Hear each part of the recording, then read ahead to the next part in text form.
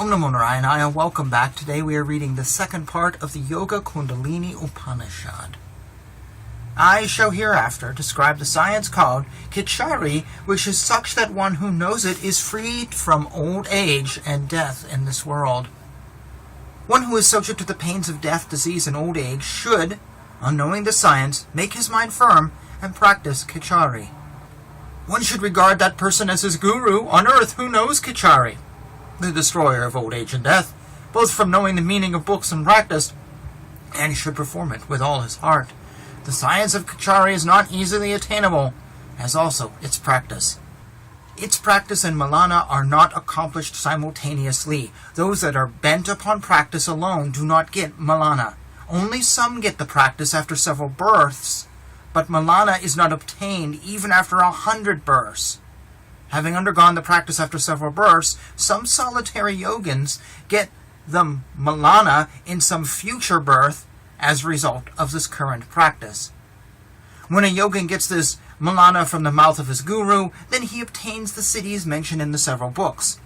When a man gets this Malana through books, then he attains the state of Shiva, freed from all rebirth. Even the gurus may not be able to know this without books. Therefore, this science is very difficult to master.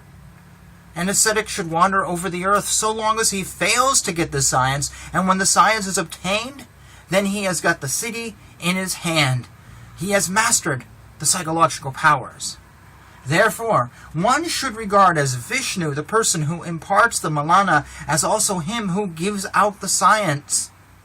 He should regard as Shiva, him who teaches the practice. Having got this science from me, you should not reveal it to others. Therefore, one who knows this should protect it with all his efforts.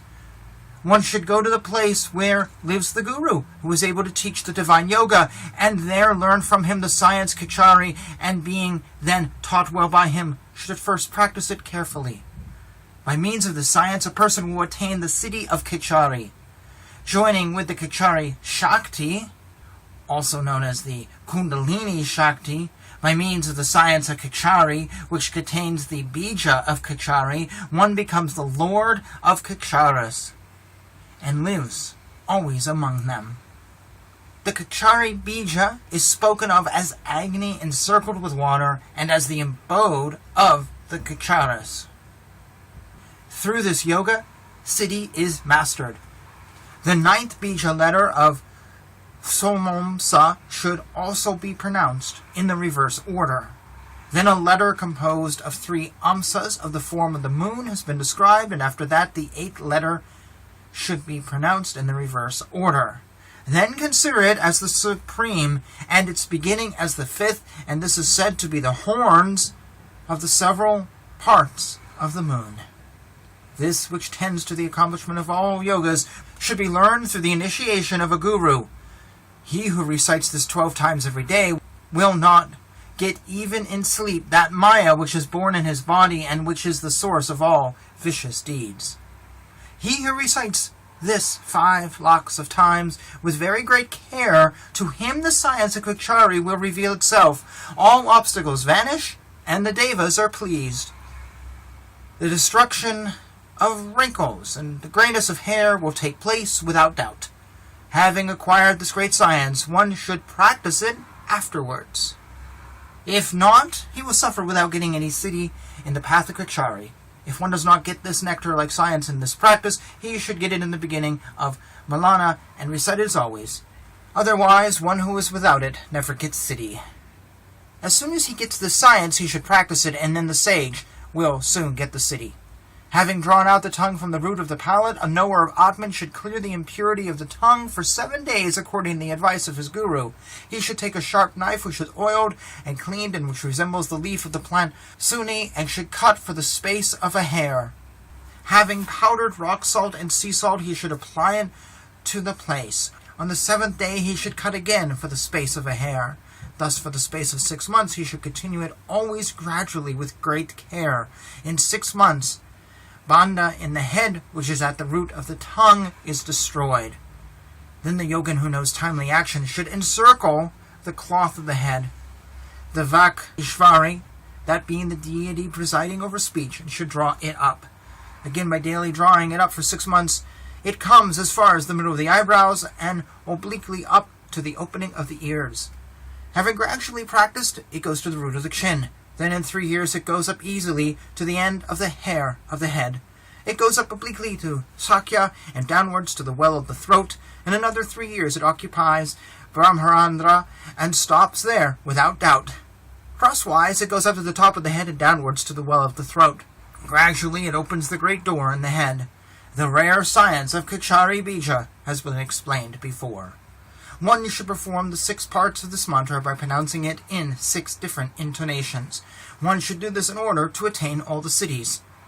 And this Karanyasam should be done gradually and not all at a time, since the body of one who does it all at once will soon decay. Therefore it should be practiced little by little. When the tongue goes to the Brahmarandra through the outer path, then one should place the tongue after moving the bolt of Brahma, which cannot be mastered by the Devas.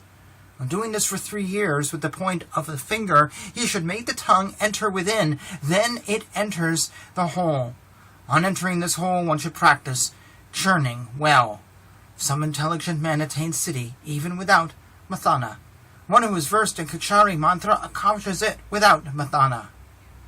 By doing the japa and mathana, one reaps the fruits soon.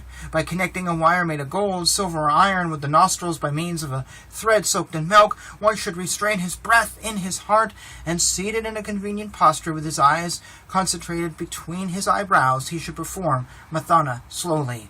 In 6 months, the state of mathana becomes natural like sleep in children, and it is not advisable to do mathana always. It should be done once, only, in every month.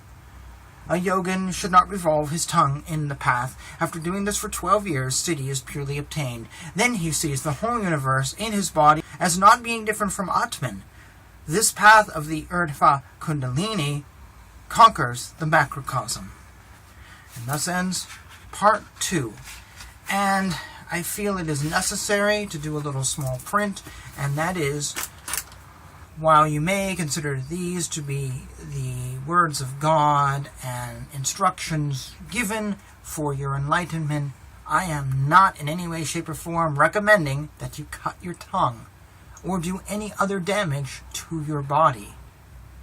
If you are choosing to slice your tongue, please do so with someone standing by, and likely a doctor, under supervision.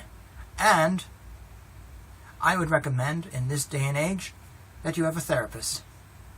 Because times have changed. Much as we don't perform large fire ceremonies anymore, we perform small ones, little yajnas. We also don't mutilate our bodies today. There are people who do, such as the running monks of Japan. You will see the great ascetics of different religions who will do things to their body. But if you are not one of them, and you are not in their group, and you have not been trained, please do not do these things. To be more pondering, let's say I'm wrong. Let's say God wants us to cut our tongue, and that we should be following these words literally. Okay? I'm willing to take up that argument. Let's ponder that argument. How do you know that the Sanskrit is what I just read? What I just read to you was English, translated many decades ago, maybe even last century. 1800s last century.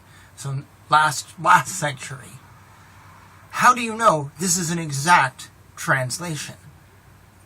We have uncovered many times translations which are highly questionable, make reference to things which are modern ideas, and talk about things and use words which are very foreign to Sanatana Dharma. So how do you know this is an accurate translation? So if you're going to do what this says, how do you know what you're doing is accurate? Do you speak Old Sanskrit or New Sanskrit or Classical Sanskrit or Sanskrit at all in any form? I don't know the variations, but it did change over the years, like all languages.